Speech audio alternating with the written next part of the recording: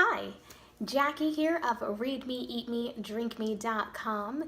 Thank you so much for visiting my channel. If you're new here, glad to see you, and if you've been here before, thank you so much for coming back. Today's video is going to be a wrap-up of the books that I've read this month, which in all honesty has not been that many. I've had a few people ask me on social media what I do for a living, because all of us booktubers have to do something else as well. And right now I sing backup for an Elvis tribute band. Yeah, so I've had a bunch of gigs this month, so I've been driving a lot. Haven't had a chance to read because I was in the driver's seat. Hopefully that changes. We'll see. Anyway, on to the books. The first book I'm going to mention is The Keller Chef. It's one of James Patterson's book shots with Jeffrey Keyes. And this one was kind of interesting. It moved by really, really quickly, not just because it was short, but also because it was short. There were 31 chapters, and it's 125 pages long. So it moves by really quickly, really short chapters. It's about a detective who also owns a food truck called the Keller Chef, and he's investigating murders that are happening around the city in New Orleans at different restaurants. So someone is targeting couples at these different restaurants and poisoning them. And so he's trying to figure out who is doing it. Not only is he wanting to find the killer because, he's a detective, but also because he owns he owns a food service. So he wants to make sure that it doesn't spread to his place as well. But yeah, so it's really good. Goes by really fast. I suggest you read it. It took me a couple of hours. Maybe if you are feeling kind of slow that day, then you could read it in a day. But honestly, it goes by so fast. The next book that I'm going to share is The Porcupine of Truth. I love this book a lot. It's a YA book by Bill Konigsberg. You should definitely look up this author because I think he has just an interesting story on his own. He used to be a writer for ESPN, and it's really cool. So anyway, this book, I love the cover. It's kind of pop art. It's got the porcupine on it, and then this porcupine is winking at you. Super cute. I actually got to meet the author, which is a really interesting story. You can check that out on my blog. I talk about it there. This book is about a boy named Carson who lives with his mother in New York City. And his parents are divorced because his father used to drink a lot and his mother didn't want to deal with it anymore, so she moved them away. But now his father is dying. So his mother decides that she's going to move the two of them back to Billings, Montana, and they're going to take care of him while until he passes away. So that right there is super dramatic, but it's a really good book. While Carson is there, he meets a girl named Aisha, and they become friends. And it's cool because neither of them really feel like they fit in with their families. Him because he never knew his dad, and he feels like his mother, who is also a psychiatrist, is kind of cold and shrinks him all the time, and he hates it. And then Aisha has come out as a lesbian to her family, and so they literally threw her out on the street. So she ends up staying with Carson and his family, and all this stuff happens, and then they find these letters from Carson's grandfather, and there's a lot of controversy around the grandfather, and then they decide, you know what, he's not dead. They thought he was dead, so they're going to go on this epic road trip to find his long-lost grandfather, so that way he can be reunited with Carson's father before Carson's father dies. So it's really good, and honestly, I haven't cried while reading a book in a very long time, and I cried a few times in this book, and not even at the end, all randomly in there. It's so good. So yeah, pick up this book. So good. All right. Another book is by one of my favorite authors. I love her. I've read almost everything that she has ever written, including her series about middle schoolers. But I've read it all. She's so good. So, Something in Between by Melissa De La Cruz. Again, a book with a really cool cover. This one's really pretty, really kind of clean and stylized, and Just, I love it. I love it. Oh, and this one was done with 17 Fiction, which is kind of cool. It's their first book in this imprint, so that's cool in itself. But anyway, it's about a girl named Jasmine De Los Santos, and she's your classic overachiever. Great grades, captain of the cheerleading team, just everything. She's everything. She meets this great guy who's the son of a senator, and like they're gonna like start talking, talking. And she gets this amazing scholarship that will allow for her to go to basically any school for free, whatever school she chooses.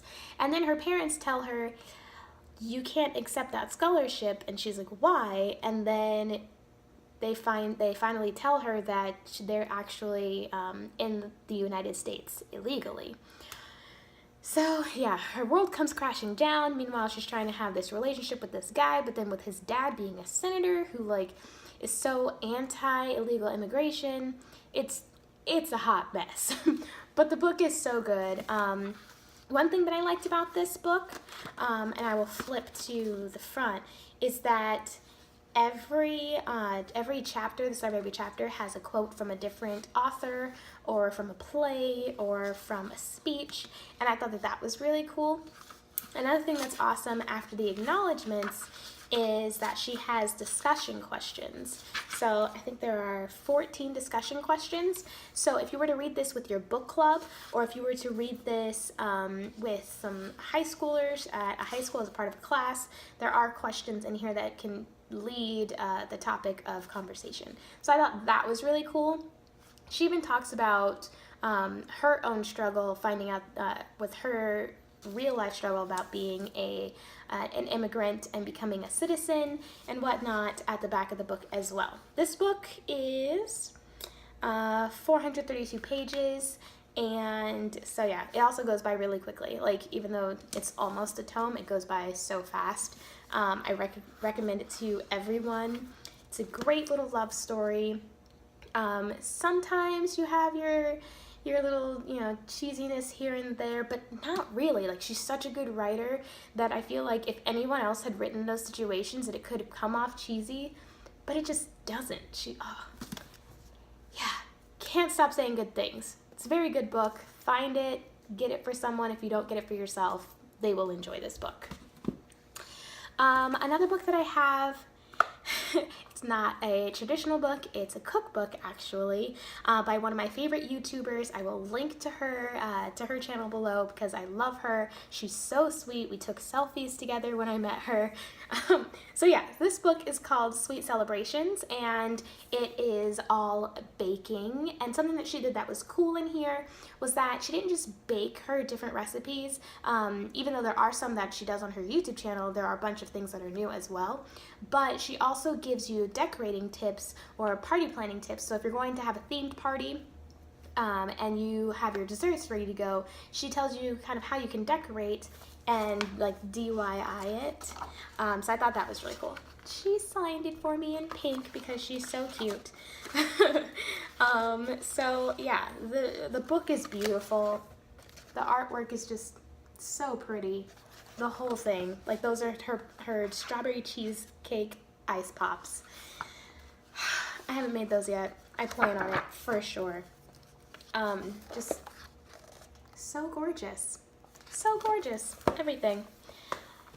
Okay, so now I have one last book. Now, if you're like not over 18 and you're not into romance, then I would say skip this part and then come back when I do that. And then you know that you can come back, that you can fast forward until you see me do that. And yeah. So the next book I want to talk about is called Taking the Stage by Paige Parsons. It's a romance novel, but I've never read a romance novel like this before. Like, I'd never read 50 Shades of Grey or any of those types of books. But so this particular book includes some light spanking. Yep.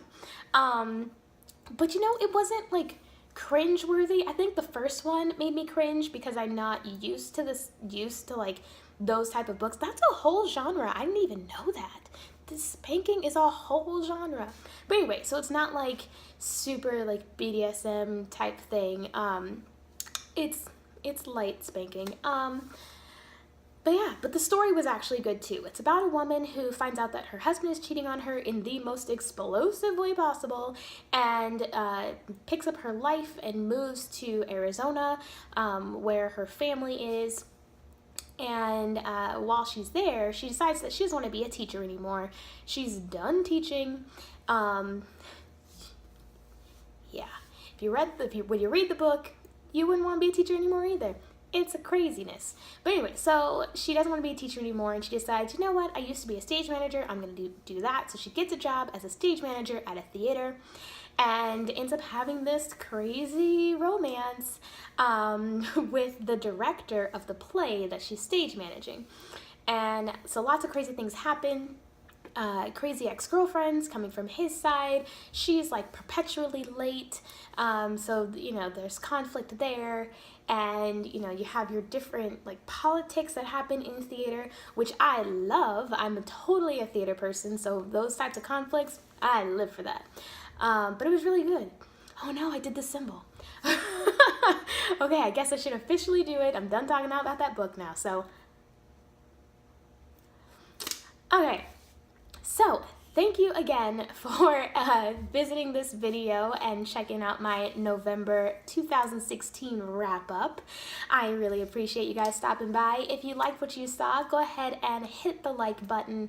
And if you want to see more videos from me, definitely subscribe. I've decided that I'm going to make new videos for every Friday. I'm going to try and keep myself to that. We'll see what happens, but I think I'm going to do it. All right. Well, thanks again for stopping by. See you next Friday.